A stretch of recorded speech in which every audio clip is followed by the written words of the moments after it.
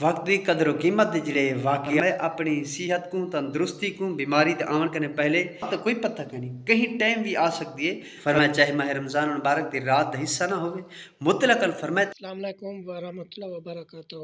پہ کچھ شیئر کیتا کرو، چینل کو سبسکرائب کیتا کرو، اچھے اچھے کمنٹ کیتا کرو، دوستوں کے ساتھ نحمد و نصلی علی رسول الکریم اما بعد ان اللہ و ملائکتہ یصلون علی النبی یا ایھا الذین آمنوا صلوا علیہ وسلموا تسلیما الصلاۃ والسلام علیک یا سیدی یا رسول اللہ وعلی آلک و اصحابک یا سیدی یا نور اللہ۔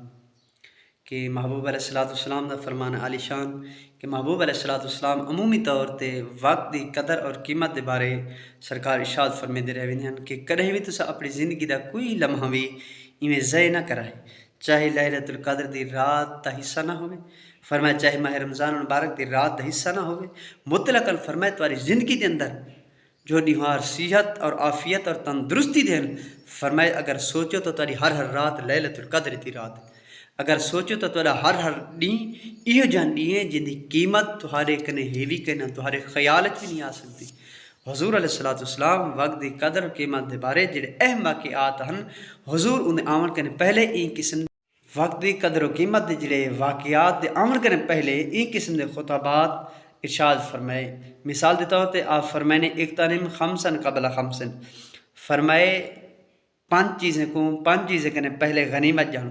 پہلے نمبر تے محبوب علیہ الصلوۃ والسلام نے فرمائے ایک صحت کا قبل ساقمی کا، فرمائے اپنی صحت کو تندرستی کو بیماری تے آمن کرنے پہلے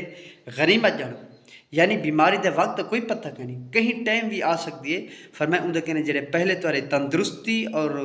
صحت والے ڈین انہیں کو غنیمت جانو، کیونکہ جب بیماری آمدی تو ول ان وقت قدر دا بعد پتہ لگ دے کہ وہ صحت والے ڈین کتنا قیمتی ہو، کہ جنت والا دل کرے سی کہ سجدہ کروں پر طاقت نہ رہا سی، جی آکسی کہ راتوں رات قیام کروں پر توفیق نہ ہو سی، ایک رات ہی کھڑے تھی سکوں، این واسطے فرمائے کہ اپنی صحت دے جڑے ڈین ان کو مرض دے آمن کرنے پہلے غنیمت جانو،